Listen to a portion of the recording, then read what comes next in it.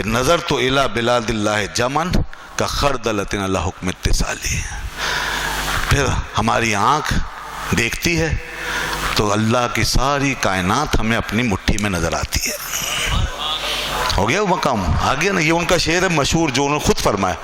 ہماری آنکھ دیکھتی ہے تو کائنات اس مٹھی میں، اس ہتھیلی پہ کس طرح رائی کے دانے کی طرح نظر آتی ہے. یہ عالم ہو جاتا ہے. پھر اس کے بعد یہ عالم ہو جاتا ہے کہ مجھ سے محبت کرنے والا، میرا چاہنے والا مشرق میں ہو اور میں مغرب میں ہوں، تو اگر اس کا مجھ سے تعلق سچا ہو، تو اگر اس کا پردہ وہاں چاک ہوگا تو میں مشرق سے مغرب میں جا کے اس کی مدد کروں گا. مغرب مشرق کے فاصلے سمٹ جاتے ہیں. اگر میرا تعلق اس کا سچا ہوگا پھر میں اس کی دستگیری کروں گا. اسی لیے انہیں ایسے لوگوں کو پھر دستگیر کہا جاتا ہے، روشن ضمیر کہا جاتا ہے، غوث اعظم کہا جاتا ہے. پھر شان یہ ہو جاتی ہے کہ جب ایک چیز نکل گئی نا زبان سے تو چونکہ وہ امر الہی کا مظہر بن گئے، قول الہی کا مظہر بن گئے، تو پھر مولانا روم فرماتے ہیں گفتہ او گفتہ اللہ بود گرچہ از حلقوم میں عبداللہ بود. اس کا بولنا بندے کا کہنا اللہ کا کہنا بن جاتا ہے، اگرچہ حلق بندے کا ہوتا ہے مگر امر خدا کا ہوتا ہے. فرمایا بیمار شخص بیٹھا ہوا ہے، بیمار شخص بیٹھا ہوا بار بار کھنکارتا، بلغم اسے پریشان کرتا، وہ ادب سے بیچارہ گڑا جاتا، محفل میں آداب غوثیت ماں بجا لاتا تھا، آپ سے اس کی پریشانی دیکھی نہیں جاتی تھی. فرمانے لگے کیا مسئلہ ہے، کیوں پریشان ہو؟ کہا بلغم بہت پریشان کر رہا ہے، ایک عرصے سے بار بار آتا ہے. فرمایا اچھا اب نہیں آئے گا، اب نہیں آئے گا. بس کہتے ہیں اس کے بعد سے پھر کبھی بلغم نہیں ہوا، بس ایک دفعہ فرما دیا اب نہیں آئے گا.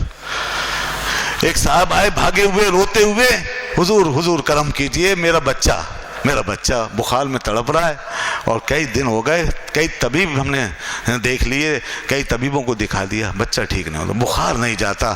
وبا پھیلی ہوئی تھی کوئی، جیسے آج بھی پھیلتی ہے نا وبائیں، تو وبا پھیلی ہوئی، بخار نہیں جاتا، حضور کرم کریں بہت کمزور ہو گیا.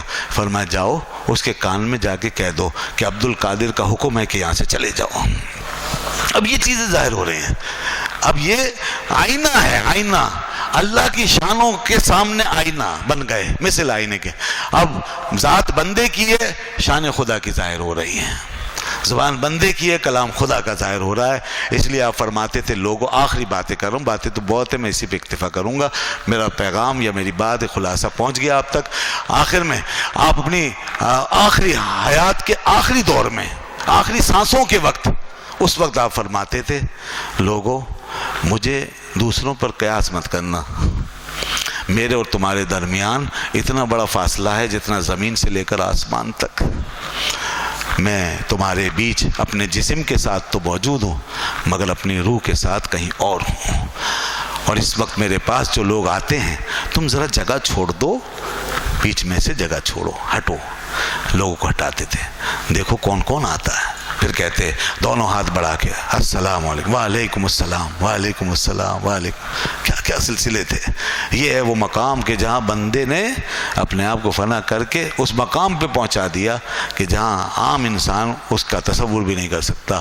جب صاحبزادے نے برخوردار بیٹے نے پوچھا کہ بابا جان آپ کو کیا اس وقت تکلیف محسوس ہو رہی ہے؟ فرمایا میرے مرض کو نہ پوچھو، تم میں سے کوئی میرا مرض جان نہیں سکتا. اب ہر چیز کا معیار بدل گیا، ہر چیز کی حقیقت بدل گئی بندے. یہ مرض کیا ہے؟ یہ وہ مرض نہیں ہے جو طبیبوں کے ہاتھ میں آ سکے، یہ کچھ اور معاملہ ہے. فرمایا کہ تم سمجھ نہیں سکتے. پھر کہا تھوڑی دیر کے بعد پھر بیٹے نے پوچھا بابا جان کیا آپ کے جسم میں درد ہے؟ فرمایا میرے جسم کے ہر حصے میں درد ہے سوائے میرے دل کے. دل میرا اس کے پاس موجود ہے، میرے رب کے پاس میرا دل موجود ہے. پھر اس کے بعد آپ نے لوگوں کو نصیحت فرمائی. اپنے بیٹے نے کہا بابا جان آخری وقت ہے، نصیحت فرمائیے. فرمایا بیٹا تقوی اختیار کر لو، بس اللہ کے سوا کسی سے لو مت لگاؤ. اللہ کے سوا کسی سے لو مت لگاؤ، اسی کی طرف دیکھتے رہو اور اپنی ساری باتیں اس پہ چھوڑ دو، اس پہ بھروسہ کرو، اس پہ توکل کرو، اس کی رضا و خوشنودی کی طلب میں زندگی گزار دو، اسی کے لیے جیو، اسی کے لیے فنا ہو جاؤ۔